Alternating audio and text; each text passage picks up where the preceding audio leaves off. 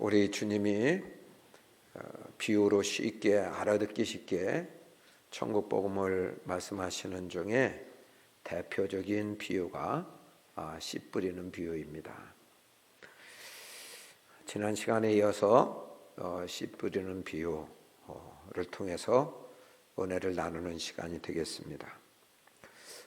씨는 생명력이 있어서 위대한 거죠. 이 씨는 아무리 작다 할지라도 땅에 심겨지면 그것보다 훨씬 무거운 흙을 뚫고 나오는 그런 힘이 있어요.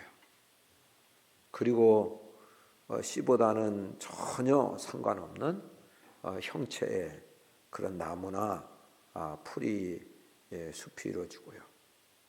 그리고 열매는 그 크기나 또는 그 숫자에 있어서 씨와는 비교도 안 될 정말 깜짝 놀랄 신기한 현상들이 실제로 나타나게 되는 것이죠. 문제는 밭이에요, 밭. 이 비유에서 길가에 덜어는 떨어졌고 돌밭에 혹은 가시떨기에 떨어진 것은 끝까지 가지 못하고 좋은 열매로 결론을 맺지 못한다는 거죠. 이 밭에 문제가 있다 그거죠. 이 밭이라는 것은 사람들의 마음을 말하잖아요.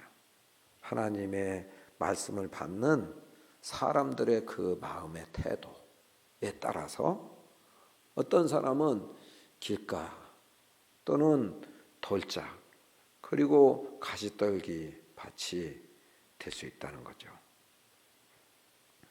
자, 길가에 떨어진 씨는 딱딱하게 굳어져서 씨가 심겨지질 않아요. 다시 말하면 말씀을 듣는 자리에 있어도 듣지를 못하는 거예요. 깨닫지를 못하는 거예요. 말씀과 상관없게 이렇게 되는 사람이죠. 왜 이렇게 귀 밖으로 말씀을 듣는가? 말씀에 관심이 없어요. 흥미가 없어요. 또 영의 눈이 귀가 그냥 닫혀져 있고 감겨져 있어요. 그렇기 때문에 그런 분들에게는 성령님께서 내 눈을 열어 주옵소서, 내 귀를 열어 주옵소서, 깨닫는 마음 되게 하여 주옵소서. 그렇게 되면 성령님이 역사하시면 귀가 열리는 거예요. 한 말씀이 나한테 하시는 말씀으로 들려지는 거예요. 여러분, 이렇게 말씀이 귀 밖으로 들리는 사람은 말씀이 아주 우습게 여겨지는 거예요. 무시되는 거예요. 무시하는 사람. 그런데 말씀이 얼마나 귀한 말씀인지 몰라요, 여러분. 이것이 영원히 살고 죽는 문제가 여기 달려있는 거예요.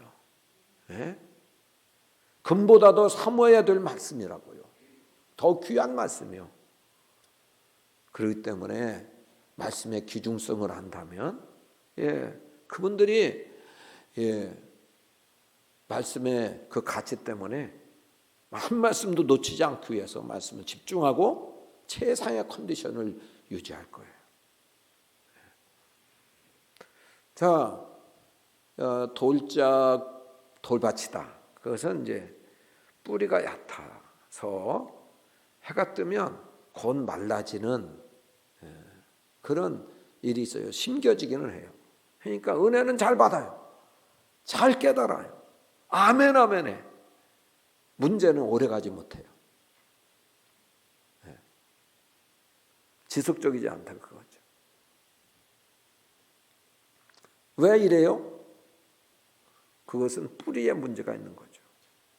뿌리가 얕아서. 여러분, 뿌리가 어디에 뿌리를 뒀냐, 신앙의 뿌리를 어디에 뒀냐 이게 중요해요. 인간관계에서 조금 틀어지면 그 사람 때문에 그 사람 때문에 교회 못 가겠어. 안 가. 그래서 관계가 깨어지고 삐그러지면 신앙을 떠나는 거, 시험 받는 거. 사람 누가 말을 이상하게 전해줘가지고 그 말 들으니까 상처가 되고 그래서 신앙의 생활을 더 진전시키지 못하는 사람이 있어요. 곧 넘어지고 시험에 빠지고 이것이 돌반 인생이고 돌반 마음이다 그거죠. 자, 그러면 믿음의 뿌리를 사람에게 두지 않고 어디에다 둬야 되냐? 예? 영생수와 같은 시냇가와 같은 하나님 말씀에 둬야 돼요. 말씀이 가라 하면 가는 거예요. 오라 하면 오는 거예요. 말씀대로 그렇게 움직이며 거기에 반응하며 사는 거예요. 사람의 말에 좌우되는 것 아니고 환경에 좌우되는 것이 아니고 하나님 말씀이 영원히 변하지 않는 진리의 말씀.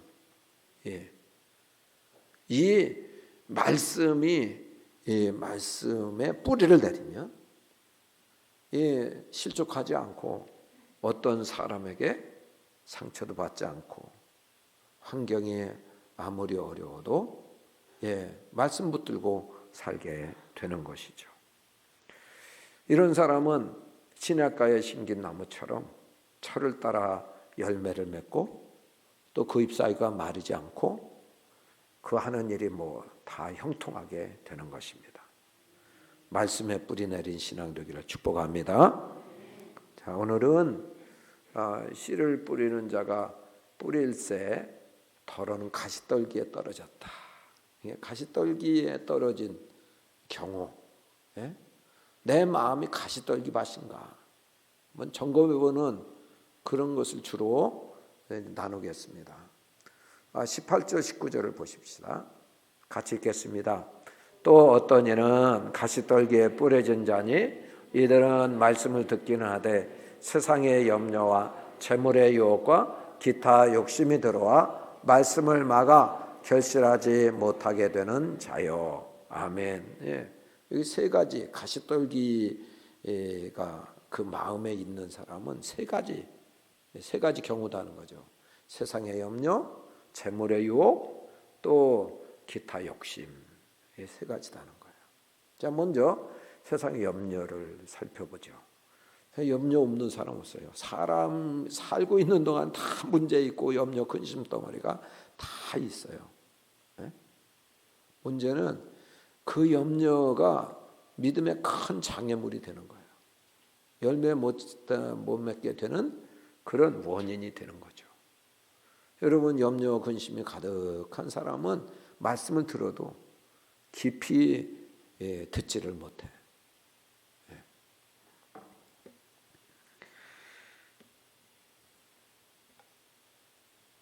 자, 어떤 염려가 있어요? 어떤 문제로? 우리가 먹고 사는 문제, 가정 문제, 자녀 문제, 건강 문제, 장래 문제, 직장 문제, 결혼 문제, 학업 문제, 코로나 문제, 나라 문제, 정치 문제, 여러 문제들이 많아. 이것 때문에 걱정하고 근심하고 염려하게 되는 거예요. 이런 염려는 우리의 삶을 위축시키고 부정적이게 만들고 신앙생활에 악영향을 끼칩니다. 그런데 문제는요, 이 염려는요, 실제 일어나는 경우가 5% 내지 10%밖에 안 된다. 그냥 되게 우려하고 염려하고 불안해하는 거기에서 쓸데없는 일어나지도 않을 일에 대해서 막 염려하고 걱정하고 근심하는 거. 90% 이상. 쓸데없는 염려로 인하여 우리의 에너지가 소진돼요. 영적인 삶마저 우축시키고 또 마비시키고 탈진시키는 게 이게 염려다니까. 고아의 아버지 5만 번 이상 기도응답을 받았던 조지 뮬러라는 사람은 이렇게 얘기했어요. 염려의 시작은 신앙의 끝이다. 염려하기 시작하면 신앙 어디 있는지 다 달아나 버린다는 거예요. 신앙의 시작은 염려의 끝이다. 믿음으로 살기 시작하면 염려는 다 달아난다는 거예요. 이게 반대요. 자, 여러분 보세요. 우리의 아버지는 하늘 아버지 되십니다. 하늘 아버지가 우리를 사랑하시고 우리에게 공급하시고 그래서 돌보아 주시면 사는 거예요.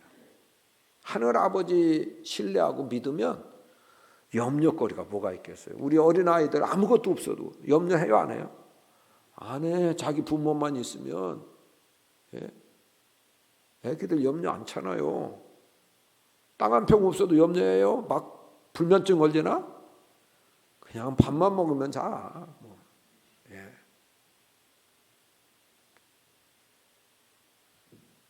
자, 그런데요. 예? 이 하나님을 신뢰하지 않으면 매사에 불안한 거, 매사에 염려거리고 문제거리요. 골칫덩어리요. 예? 내 힘으로 뭘 해보려고 하고 하나님 배제시켜놓고 하나님 생각 않고 이렇게 해버리면 예? 그 불면증 걸리죠.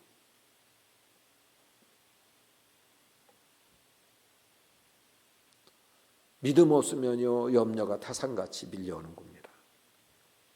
염려는 겉으로 보이지 않지만 신앙 성장의 암초덩어리입니다. 우리 주님은 그런 말씀하셨어요. 염려가 아무 쓸데없는 거다. 만약 키가 작은 사람, 저같이 키가 작은 사람이 염려한다고 키가 한 자나 더 클 수 있냐? 커지냐? 그거예요. 왜 그런데 그 쓸데없는 염려하냐? 그거지. 응? 하늘에 계신 너희 아버지가 계시잖아. 왜 염려해? 왜 이방인처럼 하나님 아버지 없는 것처럼 이 불쌍한 인생들아. 그 얘기죠. 자, 그러면 염려가 생기는데 어떡하냐고. 사는 것 자체가 염려 근심 덩어리라니까. 그럼 염려 생길 때 어떻게 하냐. 빌립보서 4장 6절 7절 보겠습니다. 같이 읽겠습니다. 아무것도 염려하지 말고 다만 모든 일에 기도와 간구로 너희 구할 것을 감사함으로 하나님께 아뢰라. 그리하면 모든 지각에 뛰어난 하나님의 평강이 그리스도 예수 안에서 너희 마음과 생각을 지키시리라. 아멘. 예. 여러분 염려거리가 생기면 염려하지 말고 어떻게 하라고요? 예? 기도와 간구로 감사함으로 누구에게? 하나님 아버지께 토스해. 그게 기도야. 그게. 예? 떠넘기란 말이에요. 떠넘기라. 그러면 아버지가 다 하실 거야. 책임지실 거야. 문제를 다루실 거야. 해결할 거야. 너희 마음은 그것 때문에 하나님 신뢰하는 만큼 마음에 평강이 있게 될 거다. 그렇습니다. 염려가 생긴 곧바로 기도함으로 즉시 염려의 그 잡초 가시떨기를 제거해 버릴 수 있기를 축복합니다. 두 번째는 가시떨기, 두 번째 가시떨기란 예? 재물의 유혹이라 그렇게 말했어요. 재물의 유혹. 자, 이 돈이요, 돈이 우리를 넘어지게 한다니까요. 속이고 유혹한다니까요. 디모데전서 6장 10절 말씀 보겠어요. 같이 읽겠습니다. 돈을 사랑함이 일만하게 뿌리가 되나니 이것을 탐내는 것들은 미혹을 받아 믿음에서 떠나 많은 근심으로서 자기를 찔렀도다. 아멘. 예. 돈을 사랑함이 찔렸다는 자기 마음을, 영혼을, 신앙을 막 찔러대 쑤셔대. 예. 그래서 아파서 앓으라고 정신없어.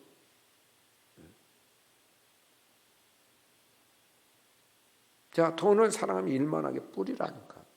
모든 나쁜 일 생기는 근원, 나의 마음에 있어서 뭐 근심한다든지 또는 배은망덕한다든지 또는 관계가 깨진다든지 돈 때문에 돈. 모든 나쁜 일. 심지어 사람을 죽여 돈 때문에. 약속 안 지킨다고 혹은 보험금 타내려고요. 부모도 뭐 형제 더 죽여버려. 돈 상속 문제 때문에 형제 간에 소송이 일어나요. 모든 나쁜 일은 돈 사랑하는 데 생긴다요. 더군다나 그 더욱 탐욕의 불이 붙어가지고 나중에는 믿음에서 떠난다잖아요. 가장 치명적인 일이에요. 신앙에서 신앙을 버린다, 신앙을 포기한다, 교회를 떠난다. 이게 가장 무서운 일이에요. 가장 불행한 선택이고 어리석은 선택입니다, 여러분.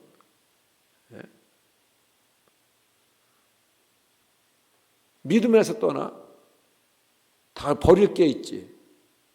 그러면은요, 영원히 지옥의 멸망에 떨어져 가지고 영원한 하나님 진노 가운데, 저주 가운데, 불행 가운데 있게 되는 거예요. 슬피 이를 갈며 우는 그런 극한 고통 속에 영원히 살게 되는 거예요.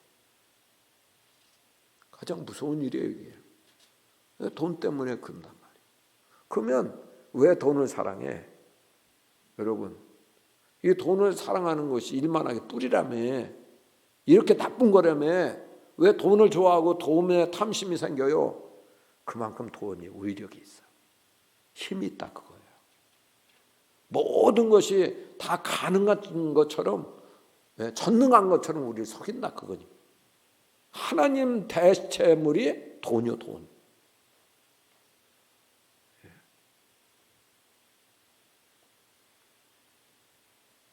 예수님도 그래서 하나님 섬기듯이 돈을 섬길 가능성이 있어서 주님 말씀하신 구절이 있어요. 마태복음 6장 24절 같이 읽겠습니다. 한 사람이 두 주인을 섬기지 못할 것이니 혹 이를 묘하고 저를 사랑하거나 혹 이를 중히 여기고 저를 경히 여김이라. 너희가 하나님과 재물을 겸하여 섬기지 못하느니라. 아멘. 잘 보세요. 하나님을 섬기는데 하나님이 우리에게 요구하세요.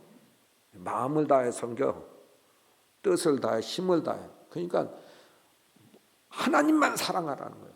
하나님만 섬기라는 거예요. 돈도 마찬가지예요. 돈도, 물질도. 자기만 사랑하라는 거예요. 이것이 이 돈의 위력이 신처럼 여겨져서 그런 요구를 하게 되는 거예요. 여러분, 돈 때문에 이제 영혼도 팔아먹고 믿음도 팔아먹는데, 천국은 좀 멀리 느껴지잖아요. 앞으로 가는 일이잖아. 그런데 돈은 당장 실제적인, 당장 돈 없으면 굶어야 돼. 당장 필요한 거예요. 그러니까 돈이 크게 느껴지는 거죠.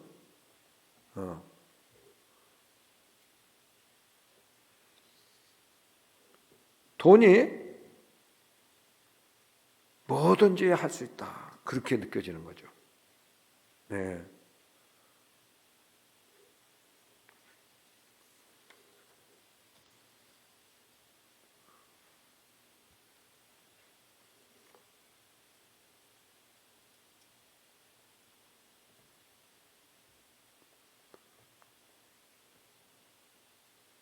이제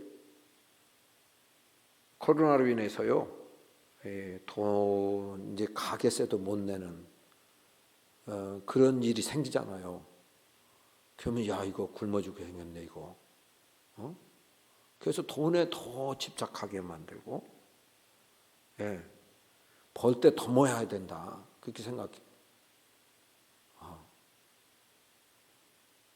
현실적인 문제니까. 천국 가는 거는 앞으로 미래에 될 일이니까 좀 이건 나중에 믿어도 돼, 나중에 믿어. 이런 생각이 들게 되거든요. 여러분, 근데 돈이 있으면은요, 뭐든지 다 하는 것처럼 느껴져요. 돈이 있으면 좋은 건 먹을 수 있잖아요. 좋은 옷 입을 수 있잖아요. 좋은 차 탈 수 있잖아요. 좋은 아파트에서 좋은 인테리어 하고 살 수 있죠. 돈 있으면 즐겁게 지낼 수 있잖아요. 그러니까 돈이 만능한 것 같아. 황금 만능. 그런 일이 그런 생각이 드는 거예요. 돈이 전능하다, 이런 생각이 드는 것입니다. 자, 그래서 돈은 나중에 예수는 나중에 믿고 돈이 우선 급하니까 돈 먼저 돈 있어야 교회도 나갈 수 있어. 신앙생활도 할 수 있어. 그래서 돈 있어야 돼.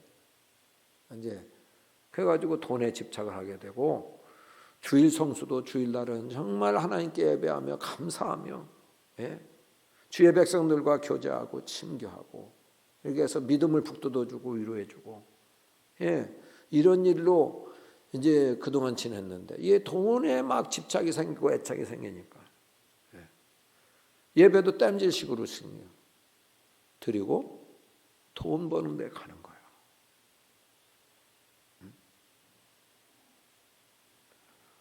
십일조도 저 아낌없이 드렸는데 이런 일 한번 겪고 나니까 점점 11조 깎아먹고 아까운 마음이 들고 그러니까 못 드리는 거야. 돈이 생명줄인데. 그리고 그래서 좀 더 모아야지. 노후도 생각해야지. 좀 더 모으자. 좀 더 벌자. 이런 마음의 생각을 자꾸 줍니다. 그래서 돈을 사랑하고 탐내는 자가 되게 만들어요. 성경은 있는 바를 족한 줄로 먹을 것과 입을 것이 있으면 있는 바를 족한 줄로 하라. 그렇게 하는데 만족이 없어요. 구멍 뚫어진 전대처럼 탐심을 가지고 좀 더 모으자, 좀 더 갖자. 이런 생각으로 가득 차 있게 되는 거죠. 여러분, 저는 목회를 하면서 돈 때문에 신앙이 더 이상 올라가지 못해. 후퇴하든지 그냥 그 자리에 늘 머물러 있어요. 우리 교회 같은 경우는요, 온전한 11조 드려야 또 주일 성수해야 이렇게 적어도 집사만큼은 안수집사만큼은 권사만큼 그렇게 해야 된다 그래서 제한을 두잖아요. 그러니까 늘 평신도예요.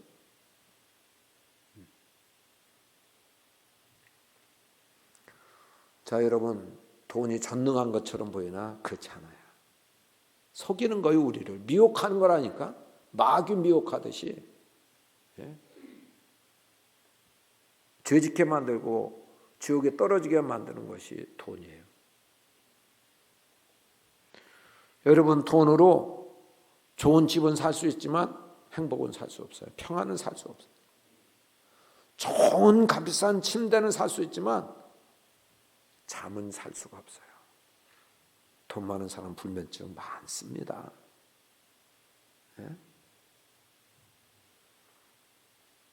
부자들 우울증 많습니다.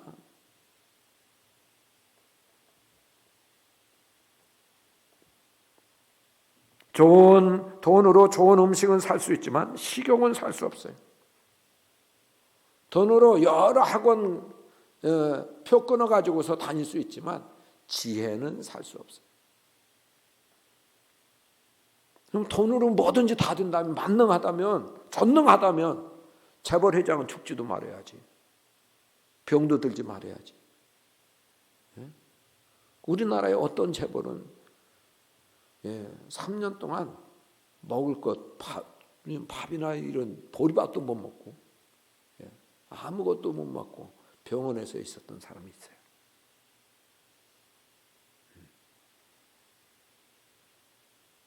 돈이 속이는 거예요. 전능하지 않습니다. 우리 하나님만이 전능하신 분이십니다. 하나님만이 영원하신 분이십니다. 하나님, 전능하신 하나님이신 예수님 한 분 모시고 살면 모든 것을 가진 자입니다.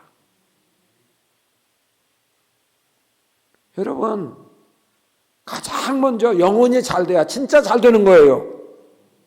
영혼만 가지고 다른 거 잘 돼도 이것은 가장 불행한 것이고 어리석은 거예요. 안 된 거예요. 자, 예수님도 마귀 시험을 받으셨는데 첫 번째 시험이 물질의 시험이에요. 돈 시험.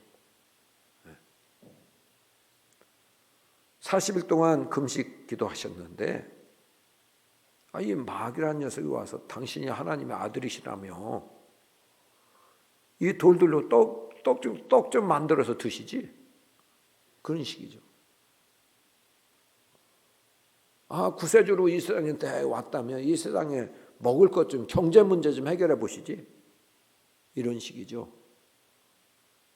오늘날이나 옛날이나 그렇게 돈 문제 해결하면 인기 짱이고 뭐 대통령 무서워도 뭐 염려 없이 당선되지. 이 세상은 돈 있으면 뭐든지 다 된다고 속이는 거예요. 이게 이제 유혹입니다. 미혹이, 미끼. 그러나 주님은 거기에 속지 않으세요. 하나님 말씀, 진리의 말씀으로 이기십니다. 사람이 떡으로만 살 것이 아니요 하나님의 입에서 나오는 모든 말씀으로 살 것이니라. 여러분, 세상은 육신만 생각해. 잠깐 살다가 없어질 안개 같은 이런 몸만 생각해. 그 안에 진짜 영원히 정말 존재하고 가치 있는 그런 영혼에 대해서는 생각하지 않아. 우리 주님께서는 진짜 살려면 이 세상에 돈도 필요해. 육신이 살고 있는 동안 육신의 양식이 필요해. 그러나 그거 필요 없다는 게 아니고 그것만으로만 사는 게 아니다, 그거지.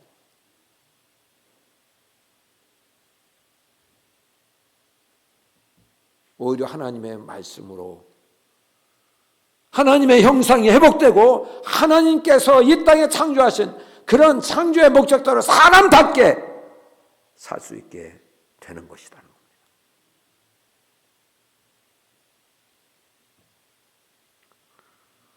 여러분, 돈 사랑하는 거 일만하게 뿌리예요. 탐하는 거 믿음에서 떠나게 되는 아주 중요한 신앙의 올무요 토치입니다. 성경 진리의 말씀에 보면 흩어 구제하여도 부하게 되는 비결이 있고, 또 과도히 아껴도 가난하게 되는 그런 인생이 될 수 있다고 말씀하고 있어요. 잠언에서. 나에게 주신 것, 그 주인은 주님이 주인이시고 주님이 주신 거예요. 우리는 관리인일 뿐이에요.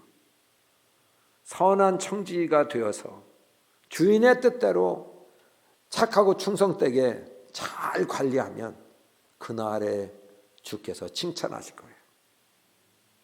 그러나 그것을 내 것이라 고집하며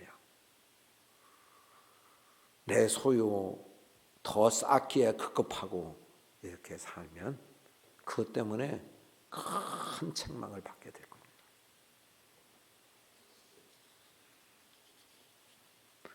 여러분, 진리의 말씀을 붙들 수 있기를 바랍니다. 말씀의 능력으로 재물의 유혹을 물리칠 수 있기를 축복합니다. 자, 세 번째 가시떨기에는 기타 욕심이죠. 기타 욕심. 우리 인생에 잡다한 욕심이 많아요. 이게 영적인 성장에 이 욕심이 걸림돌이 되고 타격을 입히는 겁니다. 말씀에 대한 갈급함보다 진리의 말씀에 대한 신뢰보다 욕심이 더 크게 일어나고 강하게 일어나면 그 사람은 벌써 그 영혼에 가시가 찔린 거예요. 욕심이라는 가시에 찔린 것이다. 그렇게 볼 수 있습니다. 야고보서 1장 14절에서 15절 같이 읽겠습니다. 오직 각 사람이 시험을 받는 것은 자기 욕심에 끌려 미혹되매니 욕심이 잉태한즉 죄를 낳고 죄가 장성한즉 사망을 낳느니라. 아멘. 여러분, 욕심에서 죄가 시작되는 거예요. 그리고 이 욕심은 생명력이 있어가지고요, 나무가 자라듯이 막 자란다니까. 그래가지고 우리의 마음 공간을 죄로 가득 채우게 만드는 것이 욕심으로 출발해서 죄가 가득하게 만드는 것이 이 욕심이에요. 욕심. 노아가 살던 세상에 죄가 가득 찼다고 그러잖아요. 우리 가정의 죄, 마음의 죄, 예? 이 세상의 공간에 죄악이 가득 차게 되는 원인은 욕심에서 비롯돼. 자, 그러면 욕심이 어떤 종류의 욕심이 있을까요? 요한일서 2장 15절에서 17절. 예, 같이 읽겠습니다. 이 세상이나 세상에 있는 것들을 사랑하지 말라. 누구든지 세상을 사랑하면 아버지의 사랑이 그 안에 있지 아니하니 이는 세상에 있는 모든 것이 육신의 정욕과 안목의 정욕과 이생의 자랑이니 다 아버지께로부터 온 것이 아니요 세상으로부터 온 것이라. 이 세상도 그 정욕도 지나가되 오직 하나님의 뜻을 행하는 자는 영원히 거하느니라. 아멘. 보세요. 육신의 정욕, 육신이 요청하는 게 있어요. 요구하는 게. 육신이 편할 대로, 육신이 요청하는 대로 그 욕구대로 이렇게 살면, 그 욕심대로 살면 이건 세상으로부터 오는 것이다. 관능적인 욕구, 쾌락적인 욕구,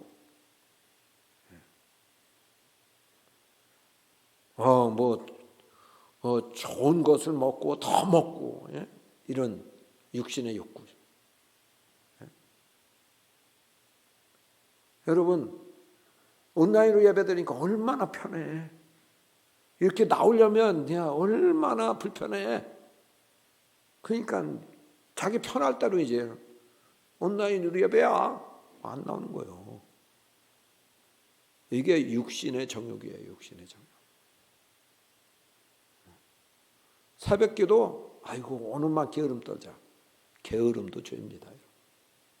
육신의 요구대로 오늘만이 내일도 되는 거, 모레도 되는 거.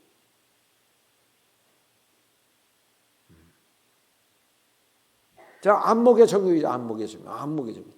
안 봤을 때는 모르는데 보니까 막 욕심이 생기는 거 있죠. 홈쇼핑 그거 한번 봐보세요. 아, 저것도 갖고 싶네. 이것도 갖고 싶네. 저것도 먹고 싶네. 아이쇼핑이라도 가보세요. 입고 싶은 게 얼마나 많아. 신고 싶은 게 얼마나 좋아. 좋은 게 많아. 그냥 눈에 들어오는 대로 막 다 소유하려고 그러고 다 가지려고. 이게 안목의 정욕입니다. 이 욕심이에요, 욕심. 이생의 자랑이죠. 세상 사람들이 다 좋아하고 선호하는 거 있잖아요. 좋은 직장, 또 좋은 그 명예, 출세, 이런 거죠.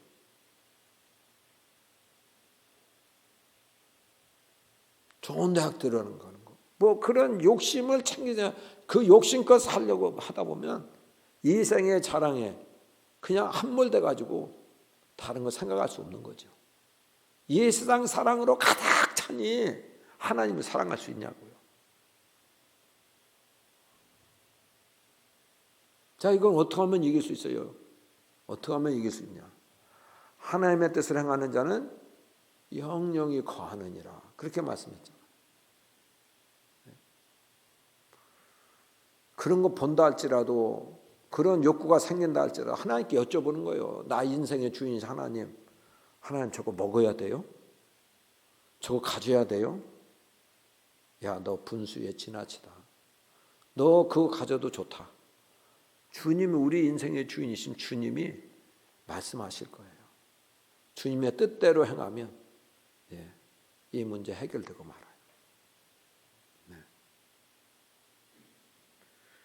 내 욕구, 이기적인 그런 욕구와 정과 욕심을 십자가에 못 박기를 바랍니다.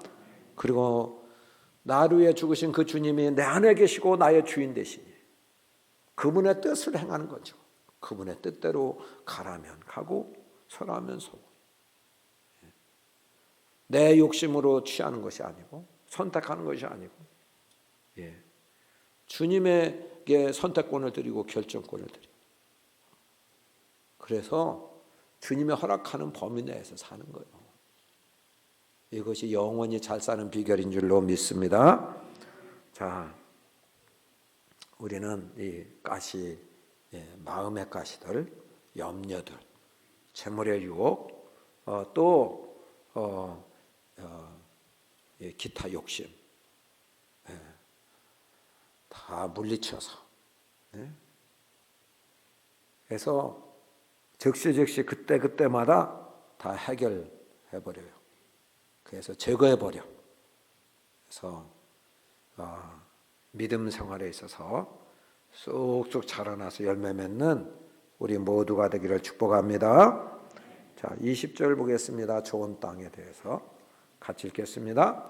좋은 땅에 뿌려졌다는 것은 곧 말씀을 듣고 받아 30배나 60배나 100배의 결실을 하는 자니라. 아멘. 여러분, 사업하는 분들이나 농사를 짓는 분들 이렇게 보면 작년보다 나아. 그러면 잘 산 거죠. 사업 잘한 거잖아요. 그런데 여기 보니까 작년보다 나은 정도가 아니에요. 30배, 60배, 100배. 이거는 기적이요. 하나님만이 하실 수 있는 일이요. 그런데 말씀의 능력이 그런 능력이 있고 그런 축복이 있는 줄로 믿습니다. 왜요? 마틴 루터는 로마서 1장 16절 17절 그 두 절을 읽는 중에 막 감동을 받았어. 그래가지고 종교개혁을 일으켜요. 말씀의 씨가 그에게 심겨지니까요. 그 말씀이 생명력이 있어서 막 발동해가지고 이게 뭐야 이게. 이렇게 부패하면 어떡해. 그러면서 개혁한 거라니까. 그 오늘 기독교가 이루어진 거예요.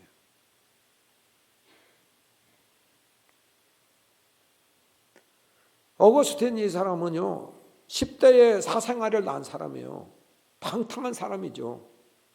이단 만이교에 빠졌던 사람이기도 해요. 정말 소망 없는 사람이지. 영적 영혼도 이렇게 변질되고 타락한 심령이니까요.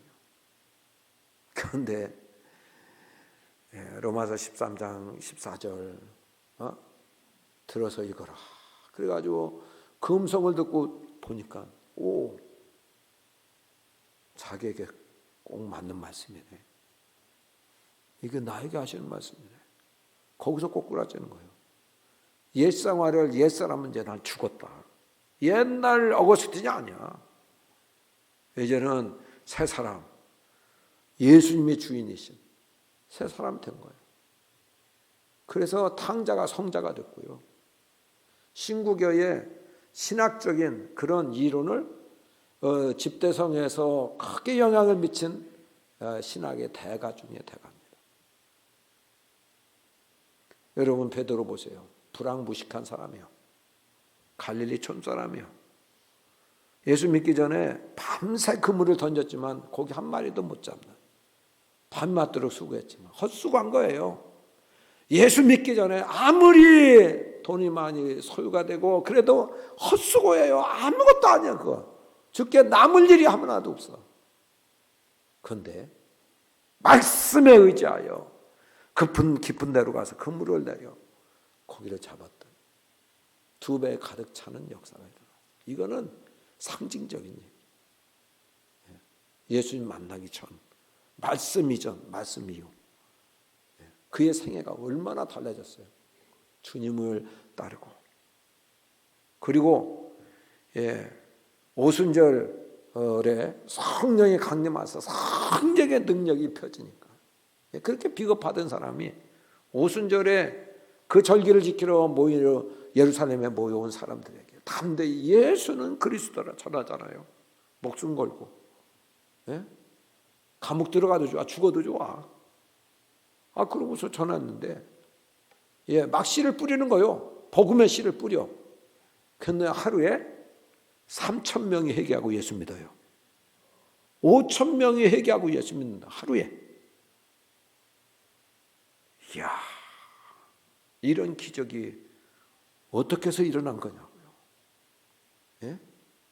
말씀의 씨가 심겨져서 좋은 땅 마음밭이 되어서 30배, 60배, 100배를 결실하게 된 거죠. 자, 우리가 말씀에 받아들이는데 좋은 마음의 밭 되기를 축복합니다. 더 구체적으로 좋은 마음의 밭은 어떤 것인가? 누가복음 8장 15절 결론적으로 보겠습니다. 좋은 땅에 있다는 것은 착하고 좋은 마음으로 말씀을 듣고 지켜 인내로 결실하는 자니라. 아멘. 세 가지요. 세 가지. 하나는 착하고 좋은 마음으로 말씀을 듣는 거. 두 번째로는 그냥 듣기만 하고 실천 않는 게 아니라 듣는 대로 그냥 순종하고 살아가는 거예요. 삶으로 살아내는 거. 성령의 능력으로 가능하죠. 내 힘으로는 불가능해요. 하나님이 할 수 있는 힘도 주신다니까. 하나님이 못 지킬 것 주시잖아요. 할 수 있기 때문에 말씀한 거예요. 그거 할 수 있도록 힘도 주세요. 그리고 인내로 지속적으로 몇 번 하다 말지 말고 기도 좀 계속 좀 해보라고. 말씀대로 순종 좀 계속 좀 해보라고. 농사를 지어도 봄에 뿌리면 가을까지 인내해야 거두잖아요. 인내의 기간이 있는 거예요. 지속적으로 해야 된다. 우리 교회는 제2대 담임 목사님으로 우리 남세주 목사님 모시게 된 것 얼마나 영광이고 큰 다행인지 몰라요. 이분은 정기도 하지만 영성이 저보다 얼마나 뛰어난 분인지 몰라요. 말씀을 전할 때의 말씀의 힘과 설득력과 그 깊이 말이죠. 이 보화를 말씀에서 보화를 막 그 깊이 파서 캐내는데 제가 몇 번 들어봤죠. 깜짝 놀라요. 이런 좋은 목사님 모시기 힘들어요. 우리 교회의 영광이에요. 여러분 이런 말씀을 전하게 될 때 다음 주부터는 막 그런 말씀을 전할 텐데 여기 와서 길가 또 돌짝 가시떨기 밭이 되면 되겠냐. 우리의 마음을 준비해야 되잖아. 착하고 좋은 마음으로 듣는 것이 축복의 시작이고 기적의 시작이고 열매 맺는 시작이라니까요. 피곤해서 졸리는 사람은 토요일부터 아주 일찍 자버려. 그래가지고 막 이 주일날 예배 시간에 졸려고라도 졸리지가 않아. 이렇게 최상의 컨디션을 갖고 나오시라. 그리고 말씀에 대해서 금처럼 귀히 여기라고. 금보다 더 귀한 거예요. 한 말씀도 놓치지 않으려고 한번 집중해 보라고요. 그리고 성령님의 도움을 구하세요. 말씀마다 은혜가 될 줄 믿습니다. 감동이 될 줄 믿습니다.